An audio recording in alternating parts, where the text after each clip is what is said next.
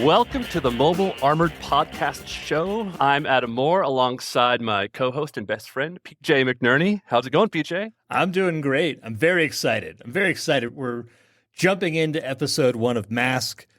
I think it's going to be beautiful. 1 of 75. Folks, you are stuck with us for the next 75 podcast episodes as we go through the entire series of Mask. If you haven't listened to the intro episode, you can go ahead and listen to that. So here we are, Mask, episode 1, the pilot episode. The logline is, Venom steals a strange meteorite with healing powers using Switchblade disguised as a UFO. Spoiler alert, we begin with a meteor crashing down to Earth. It crashes and there's some sort of green moss stuff that comes growing out of the crater. Very cool sci-fi sound effects. And then the next day, I assume, there's a bunch of folks in hazmat suits surrounding the crater, saying the meteor is extremely radioactive. And then we meet Professor Stevens. We should call out Professor Stevens is a intelligent, capable woman who really is kicking this off almost as a protagonist, really. And I feel like it's important to call out simply because of how little you see the strong, independent females in the cartoon world in the 80s. So it's notable, basically, because she's bucking the trend. Mm-hmm. That's true. And so much respect to the Mask writing staff. So Professor Stevens, after pointing out that the meteor is extremely radioactive, says, "We have proof at last of a life-giving meteor." Wait, what? So she has a theory that there are life-giving meteors out there in the cosmos, and she's been waiting all these years for one to crash down? Yeah, this is a really interesting point. So they're in hazmat suits. It's radioactive. I think that's very understandable. That's really grounded. Yeah, a meteor just came on down. It's cosmic rays or something like that. And then we jump to this leap, effectively, of, it's the life-giving meteor radiation that I suspected was out there. I spent a lot of grant money without knowing if it was ever true or ever was going to actually hit our planet. I've created a device that if this energy happens to come through, I'll be able to use it to heal people. That's right. She says, now we will be able to save more lives than ever before using its radioactive energy. Yeah.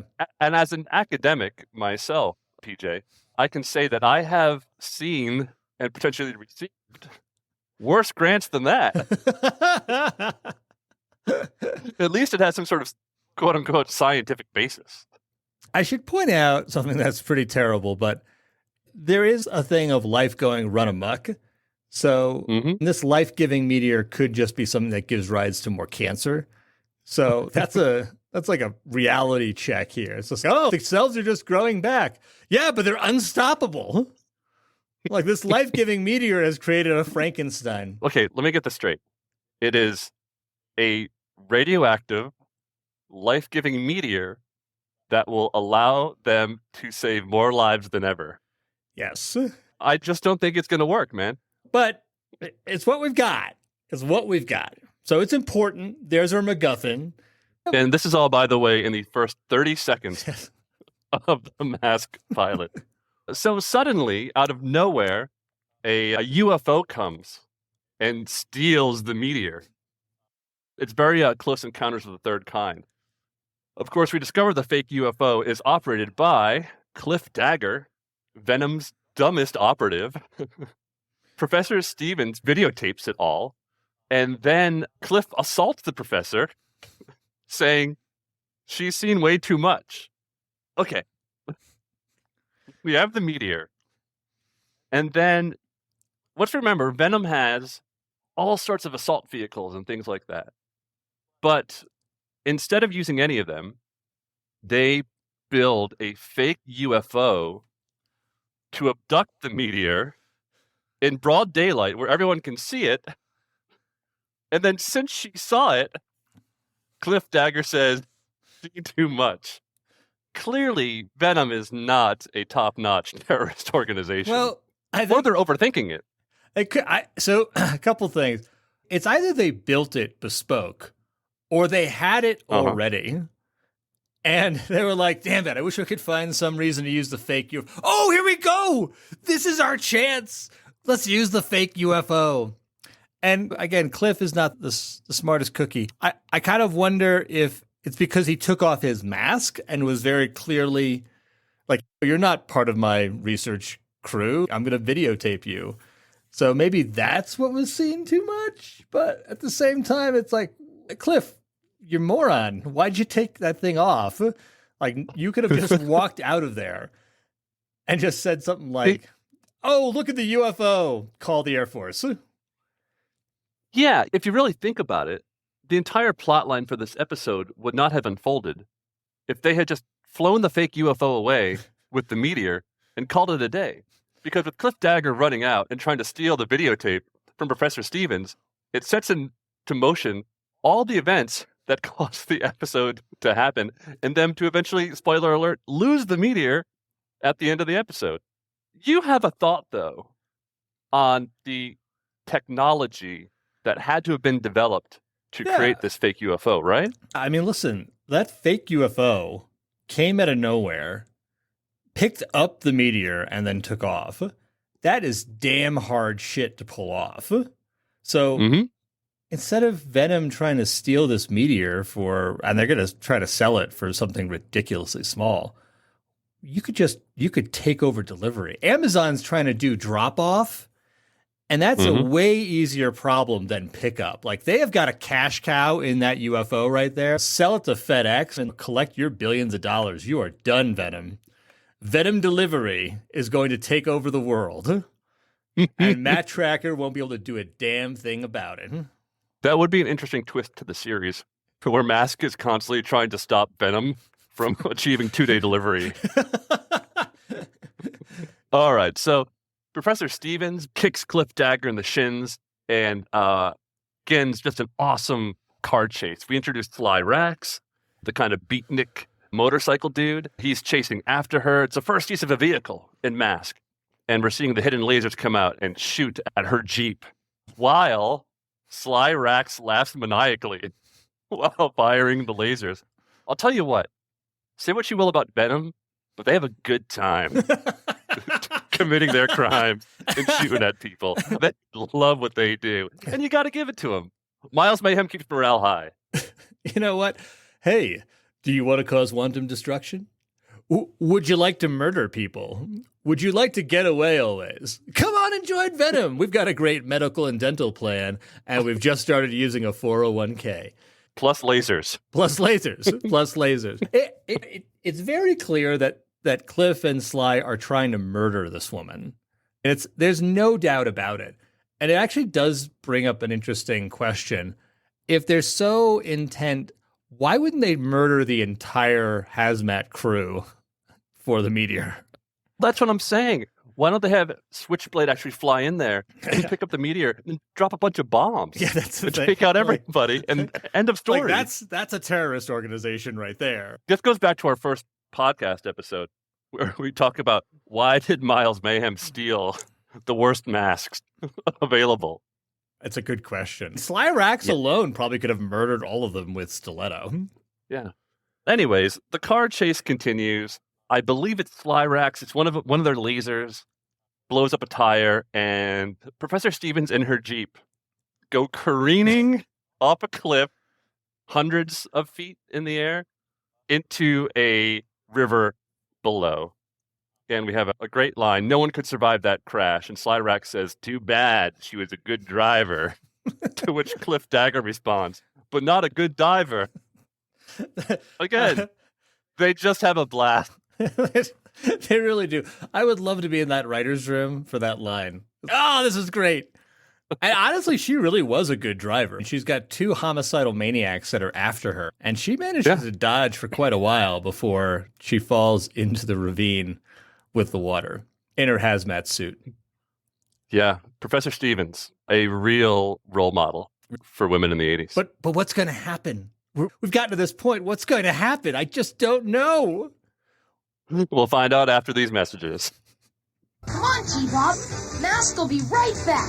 Oh, boy. Back to Mask. Okay. So we cut to the Trakker mansion. And Professor Stevens wakes up in Matt Trakker's library. There are books. She asks, "Where am I?" And Matt says, "In my home. Some of my friends found you unconscious in a ravine." So, right there. Right. I have so many questions. Who found her? How? Whose clothes is she wearing? Who dressed her? Who dried her off, PJ? So this is like a conundrum. As soon as I saw this, I was like, oh my God. Like, I only came up with one of two theories at this point in time. Theory number one is basically was, in fact, and this is the more generous theory, okay? I'm going to be really clear. This is the more generous theory for Matt Trakker, that he was tracking Venom. He had folks basically following the sort of the site and being prepared to intervene as needed. They didn't, but then they followed after the car chase, got Professor Stevens. So this theory, though, hinges upon Mask being radically incompetent because they should have just nipped it in the bud right there and taken Venom out. Yeah. So that's theory number one. Theory number two, which is the more disturbing one, is that Matt has people that just goes to ravines and tries to find unconscious people there.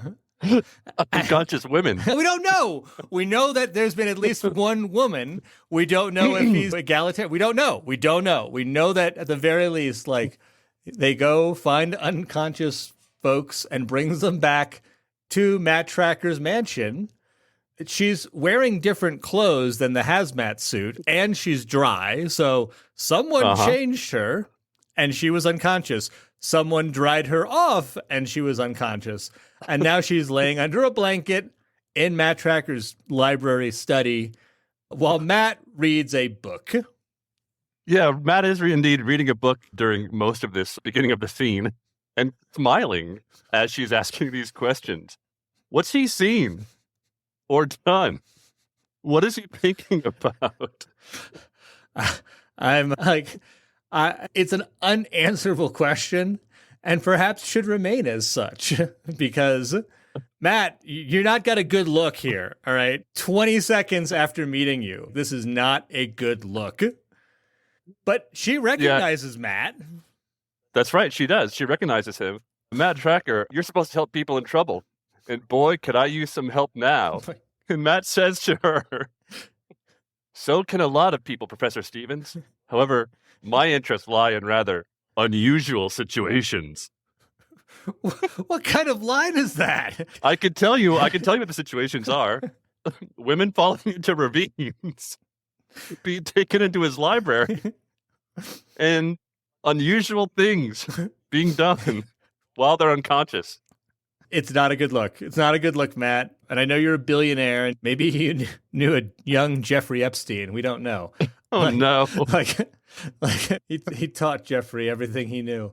Oh, dear. God, that might get cut. We'll see. I don't know if we should cut. I think, because I really think this room, and in just another scene, we will see that Matt has a computer room just off this library with a one-way mirror. So he can look in on the room, but no one can see through. So he was probably sitting there the whole time, staring at her through this window. I think it begs the question, PJ, is it a library or is it his rape room? What we know about it is this. There's books, there's a bookshelf, there's a giant mirror, which is a one-way mirror, which is an unusual feature for a study. Once again, was there a trend in the late 70s or 80s for such rooms with giant mirrors? We don't know. We're going to try to be as generous as possible. But Matt, I'm going to tell you this right now. It is not looking good. And you are the protagonist of the series for the next 75 episodes. Okay. He's a big dude. In the first scene, like, his shoulders are massive. Yeah, he's a like, football this guy player. is huge. He's huge. All right, cut to Scott and T-Bob playing ping pong. So first time we meet our favorite characters. Yes. Scott Trakker, the son, adopted son of Matt. And of course, T-Bob, the most annoying robot that's ever been built. And yet, he is the only caretaker to a very lonely boy. Is Scott playing with friends at this point in time? No. Does he mention friends? All he has is T-Bob. And how fucking sad is that? And T-Bob's awful. He's just terrible. Scott's just owning T-Bob in ping pong. Yeah. Knocking it off his little egg-shaped metal head. And so bored, it's like, all right, let's go play spy. Let's go spy on Dad. Yeah. Of course he has to spy on Dad.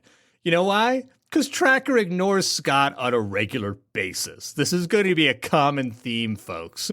Father of the Year. We'll get to some of those moments as we go along in this episode. So now we're in Matt's supercomputer room / observation lounge. Supercomputer scans the videotape, confirms that it's VENOM. And the recommendation is, surprise, assemble the mask team. Great. What if it wasn't VENOM? What if it was like a UFO? Or what if it was Cobra? Or what if it was like just some other random would he have actually assembled masks? Fuck it. Let G.I. Joe or let the local authorities take on nope, it's not VENOM. Forget it. I don't have jurisdictional ability to go after anyone else, despite the fact I've got these advanced vehicles and masks. He can do one thing and one thing only. This is what law enforcement has cleared him to do. Right. Go after VENOM. Knight Rider can handle someone else. So now comes the first time we see the big moment in every episode. It's the great selection scene where the computer painstakingly decides who should go on the mission. I don't know what the criteria are. It seems pretty much like a roll of the dice who's chosen. But Matt asks, give me the best agents for this mission. And here we go. The fun begins. Brad Turner. Brad is rocking on stage, and he leaves during the show. Okay, again, let's take a beat here. This is like a giant rock and roll show. It's like a rave. It's taking place in the middle of the day, like somewhere in Colorado. Who attends these shows? Matt is paying every single person to be at that show, so Brad maintains his ego. All right. I guess he got the money. Mm-hmm. Bruce Sato, he's just sitting there designing toys, and he just gets up and leaves work. Alex Sector, he's got a boa constrictor around his shoulders. The watch goes off, and he wraps the boa constrictor around the neck of a customer and runs out. Which, did that customer survive? Like, a boa constrictor around your neck could kill you. We never find out. And that's because Matt, I'm sure, pays off the authorities. You killed another one, Alex. How many times have I told you, don't put the snake around the customer's neck, you idiot? You know how much this one cost me? I gotta throw this body in the ravine. Hondo McLean, worst history teacher in the world. He just gets up and leaves in the middle of class. But the students don't even say anything. They're just like... They're too used to it by now. They're just so numb. They've accepted their teacher cares not for them. There are a lot of neglected children in this show. So many. Dusty Hayes is working at the pizza place. He's flipping dough. The watch goes off, and he drops the dough on the ground and runs out. Damn it, Dusty. You could have put it on the table. Not only did you ruin that piece of dough, someone else has to clean it up. It happens almost every time. And finally, Buddy Hawks. He's just running the gas station there at Boulder Hill. He's got the best commute, really, in the whole thing, which makes you think, why not just have everyone work at Boulder Hill? Why do they need to have these front jobs in town? Just work at the gas station. Yeah. Live in the mansion. It wouldn't be cool enough if they didn't have to get up and run away. So Matt goes down his secret elevator into his very classy subway car, kind of like the Hyperloop, only just for him. And he says, Mask HQ, giving it directions. So, are there more stops on this secret subway car? I've only ever seen it go to two places, the mansion and Mask HQ. Does he have to tell it that? And maybe he plans on building out more, or go to the airport, or go to Natural Grocers or something like that, where it's, you know what, I'm really feeling some goat milk right now. Let's go. He's like, go to the ravine. The ravine. Let's see if anyone's fallen in it today. Computer, has anyone fallen in the ravine today? Not yet, Matt. Damn. So we cut to Venom. Oh, no. And Miles Mayhem is in Venom headquarters. Very cool. It's built into the side of a canyon. And he's got the meteor. And he says, now to see if my theory is correct. And he cuts the meteor into pieces. And it's giving life. It kills things. So he's had this theory all along about this life-giving meteor that if you cut it in half, it kills things. So is Miles a genius? Is he an idiot savant? What is he? Maybe he was attending Professor Stevens' classes as like an audit. And she was like, if there's such a meteor that is out there, it will give life. And like Miles Mayhem raises his hand. Excuse me, Professor Stevens, if you cut it in half, do you think it would kill people? And she's like, I don't know, but it might. It kind of reminds me of that TV show, Ancient Aliens. Could the Death Stone bring life? And if cut in half, might it bring death? Dun, dun, dun. So it works. It kills things. Yeah, it kills a plant. 3 plants, actually. 3 really beautiful plants, really. What a waste. And he gives some papers to Sly and to Cliff and says, here's a list of countries who would be most interested in this technology. Tell them the bidding starts at $50 million. The Death Stone. And they all cackle like crazy. Again, they are the happiest terrorist organization They really are. in the world. They really are. Like, they really share that camaraderie in there. It's very just like, it's jovial. You don't really see Mask actually laugh that much together. You do, but for reasons which we'll get into next episode. Cut to Mask headquarters. And they are assembled around the ceremonial mask table. It's time to suit up. And thus begins the masking ceremony. And the music cued is very suspenseful, but sacred. Yeah. And this table rises like 500 into the air or more. And it's a giant cylinder. A few things. It's a giant cylinder that raises into the air with them in their seats. There's no discernible like railing. You could fall off this thing pretty easily. I hope those chairs don't roll, because all it takes is one bad whoa! And then it puts them in this like chamber. It's a star chamber. Yeah. And it is probably designed for only one thing, which is to prevent radiation from leaking out and contaminating the surrounding area. But so the ceremony begins, and the masks come from on high. What's the power source? Is it radioactive? Have you noticed there's a slight blue glow that's around the masks? And as soon as the people touch the masks, that blue glow goes around them as well. So I am fairly certain the mask teammates, they're not going to make it past the next 5 to 10 years. This is a fairly short order thing. And maybe that's why Matt doesn't want them working at Boulder Hill, because like he really wants to be able to deny culpability for whatever's going to happen. There's a lot of radioactive material in all this. They got the Death Stone, you got the masks. I kind of wonder if Matt was going after the life-giving meteor because he knows how contaminated with radiation he himself is and is hoping he can buy a few more years of life if he exposes himself to it. Anyways, they get their masks and a solid dose of radiation. And this mask ceremony seems like it takes a while. Like, he just had everyone fucking rush to get there. And it's, hey, everyone, you know what? Settle down for the next half an hour to an hour. We're going to do the mask ceremony now. As, hey, Matt, maybe you could have just had the masks ready to go in the vehicles. I guess not. It's like, Matt does what Matt does. He wants you here. He wants you here now. So suit up, everybody. I had the same exact thought. Venom's getting away, and you're spending an hour in the sacred chamber of masking. But anyways, the masked team rolls out. It's Thunderhawk and Rhino and Firecracker, and off they go. Let's see what happens. What's going to happen? We'll find out more after the break. Mask doesn't know what it's getting into. We'll be right back. Now back to Mask and Venom.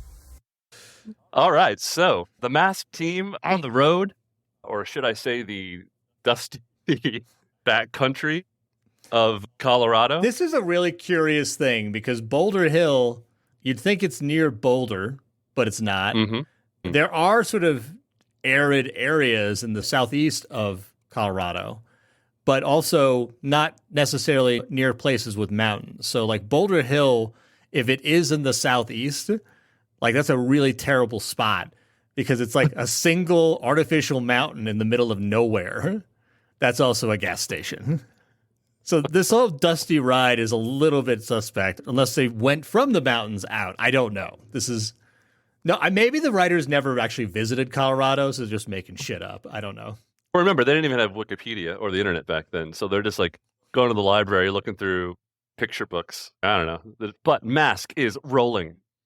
And good old Bruce Sato says in regards to the UFO, if a fish flies, look not for a fish, but a bird inside. To which old Buddy responds, there he goes again, Matt, not making any sense. And that is our nomination for the Buddy Hawks Award. Racist of the Day Award. Yeah, this is going to be an unfortunately common recurrence, folks. I would love to say we're not going to give this out a lot, but we're going to give this award out a whole ton more than we'd like to. Buddy gets a lot of them. Buddy does receive a lot of them. He is most likely the winningest Buddy Hawks we'll find Racist out. of the Day winner. We'll find out. I think ultimately we'll say that the winningest is probably the writers of the episodes that will win it the most. But this Zen Con that Bruce issues, like it triggers something in Matt, doesn't it? It sure does. From that little nugget of wisdom, Matt is able to discern that Venom used their helicopter inside a UFO shell to steal the meteor. Does that matter at this point in time? We know it's Venom. I don't think anyone's going to mistake it that we should be looking for a UFO.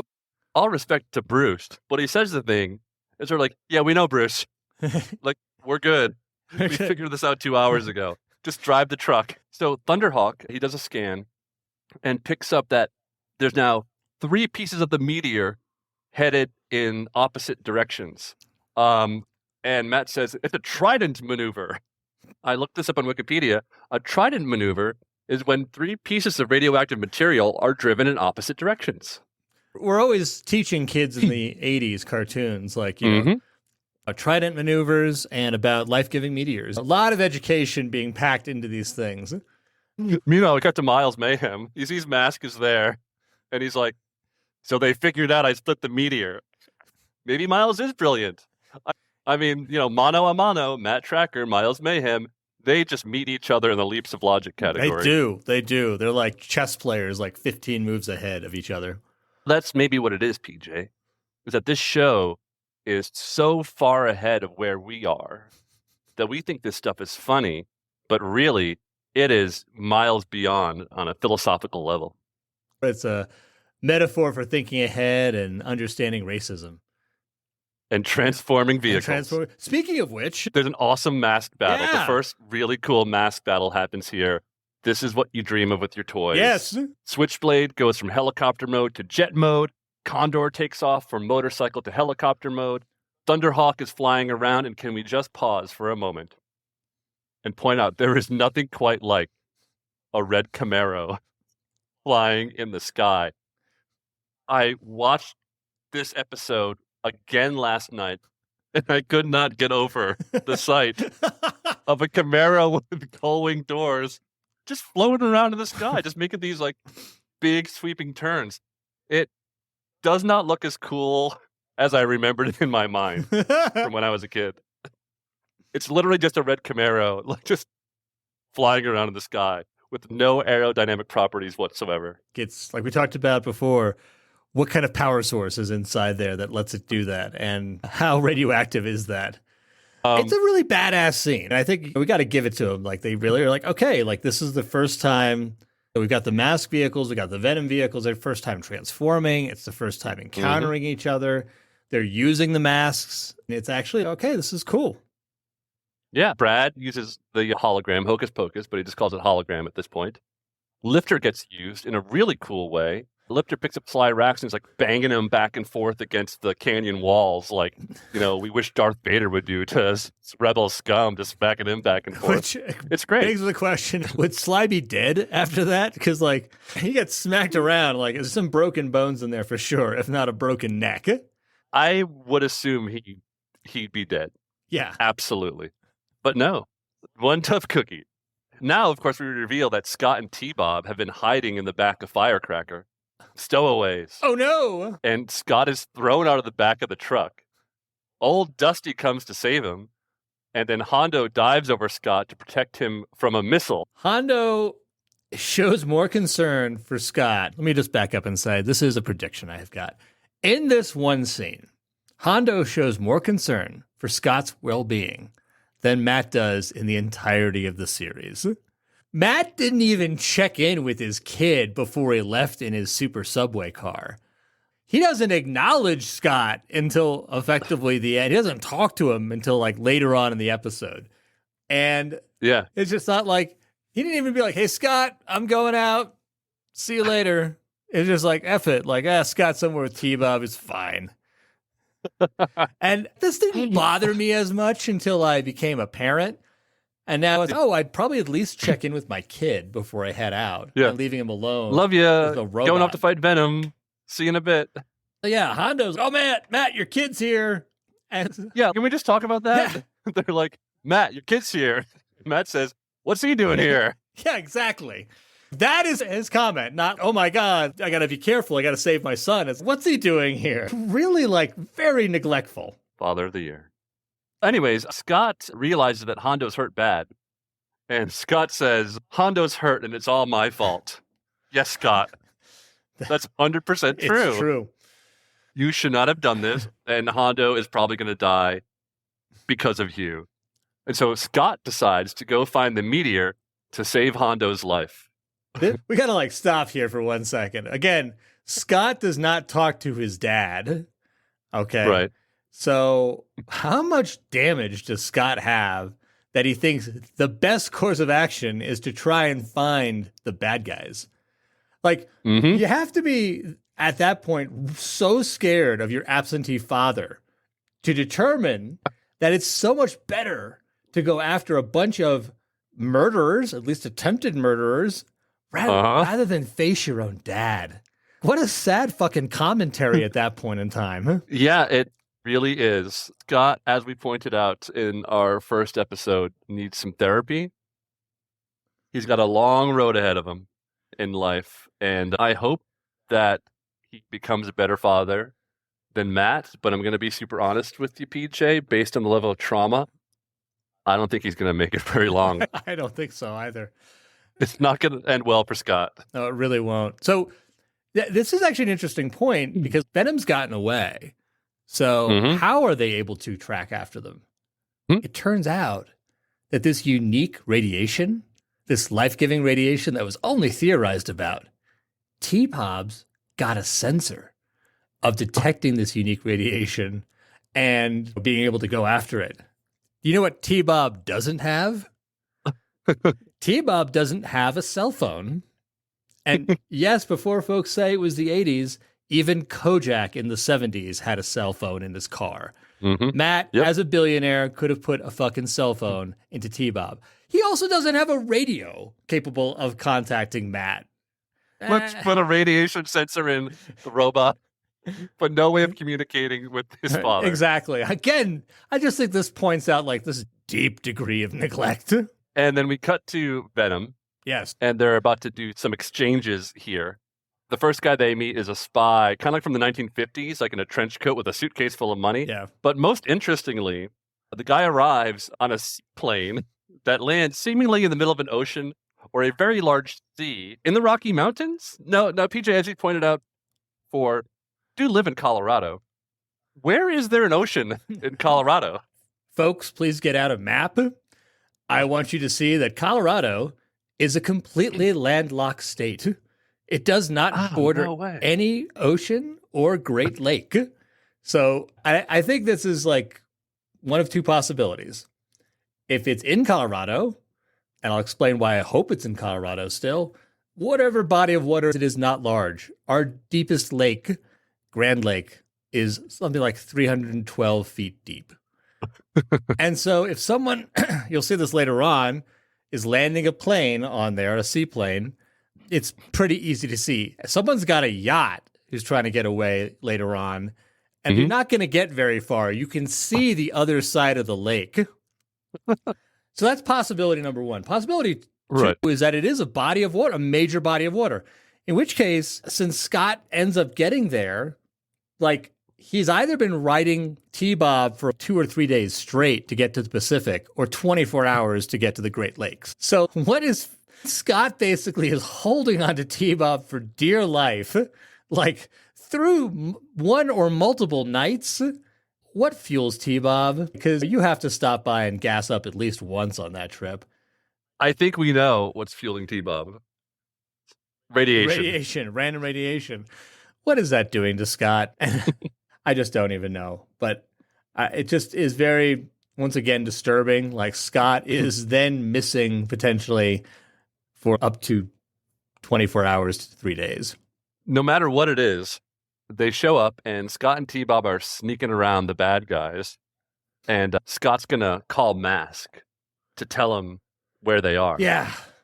Kind of a few questions there before we dive a little bit more into that. Thunderhawk has a radiation scanning device. Does the plot really revolve around Scott having to call Mask to say where they are? T-Bob has it. Thunderhawk has it. A lot of radiation scanners, by the way. Matt seems to have an obsession with radiation scanners. But Scott asks T-Bob to distract the bad guys. And the way he distracts, by the way, is he goes up to the guys and he's like, "Excuse me, do you know when the next bus to Denver will be coming around this way?" Which I believe confirms that they are indeed in Colorado. Which I was hoping for, because again, otherwise Scott's holding on for dear life for a very long time. Scott climbs into Switchblade and he somehow figures out how to call Mask. Maybe there's a button that says radio to call Mask. But he presses the button and then Scott responds, "I'm fine. How are you?" So he's clearly a little nervous and feels the need to ask his father how he's doing. Matt responds, "Find your way back to the mansion. Ask for directions if you have to. Not wait to be rescued. Find your way back to the mansion. Ask for directions if you have to." Scott, you've been driving on T-Bob for a couple hours now. Just find your way back home. PJ, I would say ask for directions if you have to is a nomination for Matt Trakker's Father of the Year moment. I agree. From this episode. Yeah. It definitely showcases how much he's reinforcing to Scott, how little he cares for Scott. If you don't make it, don't bother coming home. I won't be paying attention one way or another, so it doesn't really matter. Get out a map. Something they also don't seem to put into T-Bob is any kind of GPS system whatsoever. No, and they had it back then. Scott wants to play around with Switchblade. Not a Switchblade, but the Venom vehicle Switchblade. He starts pressing a whole bunch of buttons, and he basically wrecks Switchblade. He does. He actually does more damage to Venom in this moment than Mask does in most episodes. Scott's actually a very efficient and effectual Mask agent. And now comes our second Mask battle. But it begins, so they know where Venom is doing its exchange, on this pier on the great ocean of Colorado. The Colorado Ocean, which I think makes many returns throughout the season. And Brad's on Condor, and he basically activates Condor's laser speed, which takes Condor to Mach 1 on the ground. Condor can travel to Mach 1, not in the air, but on the ground? Is that even possible? Technically speaking, I think there's been one vehicle that has broke Mach 1 on the ground, but it's basically a rocket that was strapped with some wheels to go that fast. So Condor, I guess, got that too. But my God, like, you make one wrong move doing that. Like, riding a motorcycle is dangerous enough. This is fucking Mach 1. You make one move, like, you are vaporized. Yeah. That tire blows. Brad's dead, which shows Matt's concern, or lack thereof, of the mask agents. Just like his son, he seems to care very little for the safety of his agents. But by the way, I just want to point out that when Brad uses Condor's Mach 1 ability, he zips between Cliff Dagger and the bad guy, exchanging the meteor for the money. They're like, oh, this will be great. This will be great to show it like this. I'm going to zip right through the middle of the exchange. That is also, by the way, incredible timing on Brad's part. Yeah. Which maybe that's why Matt entrusted him with Condor and the ability to go Mach 1. Once again, because he has that kind of pinpoint accuracy. But one wrong move, and he basically dismembers one of the two bad guys, if not both. If they're just slightly closer, their arms are ripped off, best case scenario. Yeah. They're a couple feet apart. Yes. As Brad does this. Yes. Yeah, this is, and you know, as well, Brad's got to be able to catch that rock, which effectively, from a relative standpoint, is moving towards him at Mach 1. I just earned a lot of respect for Brad right now. Yeah. I have to say. So there's a cool battle. Condor is being chased by Cliff Dagger in Jackhammer. That's his Ford Bronco. Condor uses antimatter to leap through a wall. I also don't think they understood how antimatter works. Like, antimatter would vaporize that wall. Like, it's not, oh, I can just go through it. It's like, it's gone. They play pretty fast and loose with antimatter during this episode several more episodes to come. We get Rhino in action using smokescreen for the first time. We see Fly Rax going into submarine mode to go off into the middle of the Colorado Ocean to meet up with the yacht that you mentioned earlier, PJ. Once again, like, the only place that I really feel like this could be done is Grand Lake, Colorado. It's got a very tiny beach. So he goes submarine mode, and of course that means that Dusty is going to have to transform into boat mode to go after him. And he does that on the beach, and he impresses some blonde 80s babes on the beach. And also, apparently, I'm not sure if you noticed this, but it appears that Penny from Inspector Gadget is also on the beach. Brain's not there, but Penny's there. If y'all don't know what we're talking about, stay tuned for episode 77 of the podcast, where we may very well be looking at dive into Inspector Gadget, which has some problems of its own. Yeah. Penny, once again, maybe another child without a strong father figure. Anyway. Wow, that's a theme from the 80s, but we move on. There's a cool water battle. Dusty uses the freeze ray to freeze Sly Rax and this other bad guy to get that piece of the meteor. He's got a killer line here. Y'all stay cool now, you hear? Like, all right. Good Once job, again, Dusty. Boy, those writers, that was a good day. And now, the big battle we've all been waiting for is a Thunderhawk Switchblade dogfight in the sky. And once again, can we just pause to admire a red Camaro with gull-wing doors flying over the Colorado forest? It is a sight to behold, PJ. Nothing better. Nothing better. Like, also, there's a lot of witnesses there right now who see a Camaro flying through the air. A Jeep transform into a motorboat. Right. A motorcycle transform into a submarine. But once again, as Matt always says, secrecy is of the utmost importance. Except in these 5 situations. Mask wins the day, I guess, kind of, sort of. Venom doesn't get the pieces of the meteor, but they get away. Surprise, surprise. Yeah. If you think about it, at first, Mask doesn't get the meteor either. Venom gets away. Mask loses. Mask does lose because we're back at the mansion and they're all happy. Matt's back. He's like, all right, let's put this meteor back together again. What meteor? And Matt's, I failed. What? JK. Scott runs in and he's like, I got the missing piece of the meteor. And Matt says, I don't know whether to hug you or spank you. Which once again is like, that's kind of emotional indecisiveness that's there. Like, also just demonstrates he doesn't actually emote to Scott. I don't know whether to hug you or spank you. That's all Scott gets. That is classic narcissist behavior. It is. I love you. I hit you. I love. And I think that is our second nominee for Matt Trakker's Father of the Year moment in this episode. We got 2 of them, folks, and this is episode 1. So let's carry out the logic of this, okay? Dad, I brought it back in that dump truck that I illegally drove back from the water. Because at best, I'm like, what, 12? So it either means Scott was still really close, or like we talked about before, he was driving 3 days straight. But either way, Matt didn't give a rat's ass about his whereabouts after the battle. Like, Scott was clearly there, but it was like, Venom got away. Let's go home, folks. That's it. And Scott, so desperate for anything from his father, is, I'm going to drive this dump truck back. Come on, T-Bob, let's do this. And when he gets back home, what does Matt say? I don't know how to feel about this. Should I hug you? Should I spank you? That's it. That's all Scott gets. But Scott will accept any physical contact from his father, anything. No matter what it is. He would, but he doesn't get either. But he doesn't get either. Professor Stevens puts the meteor back together again with some claws that Matt seems to have in his lab. Let's not forget, Hondo is on the edge of death. Yes. This whole entire time. They wheel Hondo into the radiation chamber where the meteor, all it had to do was just be put back together like a puzzle.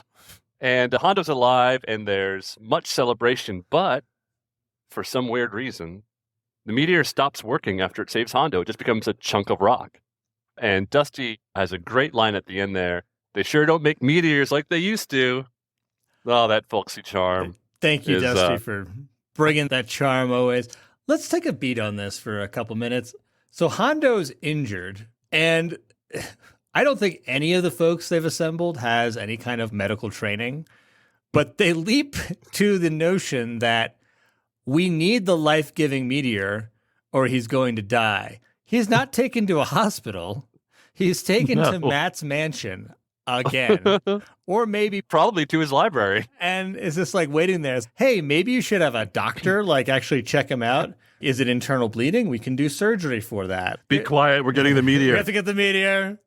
We have to hide the fact that this person was injured. I don't want a liability suit. So why do they even work with Matt? What does he have on them is the question. Does he have dirt on each and every one of them? And as well, I would be inclined to want to test the meteor even after I put it back together to make sure, does it still work to give life, or is it going to kill Hondo? And it's like, none of that. Here goes nothing. Oh, it worked. All right. Got you back, Hondo. Matt cares little for his son or for his mask agents. The only people he seems to care for are Venom, because he never kills them and he lets them get away every single time. Every single time. You know, what father issues is Matt dealing with Miles? Is there a projection here that he's seeking the same kind of vacant hole to be filled that he leaves for Scott? I think you're dead on. And I don't think any episode of Mask can be properly discussed without the end of episode more you know moment. The lesson to kids that allowed every cartoon show in the 80s to just be a 22-minute long toy commercial. Just had to give one lesson at the end of the episode. And this one is don't chase balls into the street without looking both ways, which is the first time that Matt gives any kind of positive fatherly instruction to Scott. It's a good point. I hadn't even thought about that one, but yeah, he shows more concern about Scott having a ball going to the street rather than Scott being missing for at best multiple hours. But also a couple things about this. It's staged, right? They're breaking the fourth wall. They're talking to the audience. So you could tell that they filmed all the Scott stuff first. And then they called Matt on for like 15 seconds to pretend to be a good dad.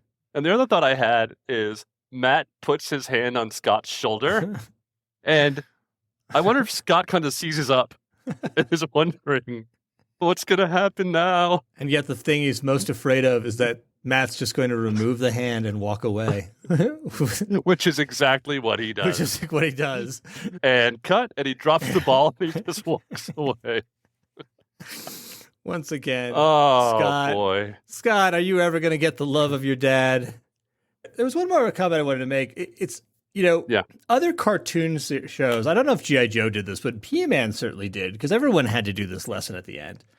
He-Man at least reached into the episode to tell the lesson. Like, the lesson was embedded in the episode. And in this case, what could have been some lessons that could have been stated? Like, oh, don't hide in the back of a truck. Or if someone's injured, don't just run away into the distance. Or don't illegally drive a dump truck. Please call an adult. Those are 3 pretty big lessons that could have been reached into for this episode. But no, apparently those are all okay. I think the lesson Matt would like to have taught is don't spy on your father. Oh, boy. Man. And we watched and loved this show. We did. So that's episode 1. Episode 2 coming up, The Star Chariot. Venom steals a mystical arrowhead rumored to point the way to an alien spacecraft buried in the desert. More sci-fi vibes coming from this. A lot of sci-fi vibes. The show is leaning hard into that. If you think about where it's trying to occupy space in the landscape, He-Man is occupying the sort of fantasy magic side of things. Transformers is very clearly sci-fi. They occasionally dive into some time travel magic type stuff. There's an aliens vibe going on here. We have a fake UFO and now a real one? Question mark? We will find out in the next episode of the Mobile Armored Podcast show. I am Adam Moore. I'm PJ McNerney. See you next time. Bye-bye. Bye-bye. The Mobile Armored Podcast show is written, produced, and edited by Adam Moore and PJ McNerney.